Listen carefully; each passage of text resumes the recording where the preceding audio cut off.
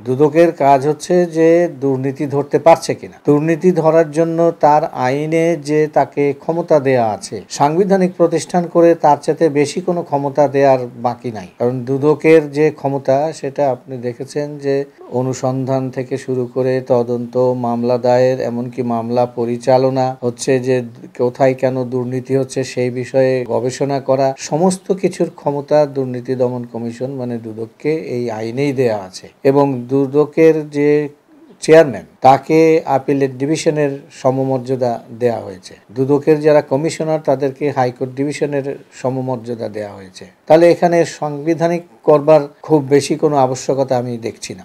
সাংবিধানিক না থেকে আইনি প্রতিষ্ঠান থেকেও তার কমতি নেই ক্ষমতা। যারা বলছেন যে সাংবিধানিক প্রতিষ্ঠান করলে আপনার এইটার শক্তি বাড়বে, আমি সেটি মনে করি না। সাংবিধানিক প্রতিষ্ঠান করা বা না করা এটা হলো আপনার কসমেটিক একটা পরিবর্তন, যে সাংবিধানিক প্রতিষ্ঠান তাই দিয়ে দুদকের যে শক্তি সেইটার কোনো পরিবর্তন হবে বলে আমার কাছে মনে হয় না। দুদক কর্মকর্তাদের কাজের ক্ষেত্রে তাদের সুরক্ষা দেওয়া আছে, যে তাদের সরল বিশ্বাসে কৃত যে কাজ, সেই কাজের বিরুদ্ধে কোনো রকম দেওয়ানি ফৌজদারি কোনো রকম মামলা করা যাবে না। কাজে আইনি সুরক্ষা তো আছেই। ভীত সন্ত্রস্ত থাকে সেটা ধরেন অন্য কারণ, বাইরের সামাজিক রাজনৈতিক যে প্রভাব সেইটার কারণে তারা হয়তো পেরে ওঠে না। যেমন আপনার স্মরণ আছে যে শরীফ নামে যে ইয়েটা ছিল, সেই ছেলেটি কাজ করছিল দুর্নীতি দমনের, এবং সে তার চিটাগংয়ে যারা সত্যিকার অর্থে দুর্নীতিবাজ কর্মকর্তারা ছিল তাদের বিরুদ্ধে যখন সে ব্যবস্থা নিতে গেল, তখন দেখা গেল যে তাকে কমিশন থেকে তার চাকরি উইদাউট নোটিশ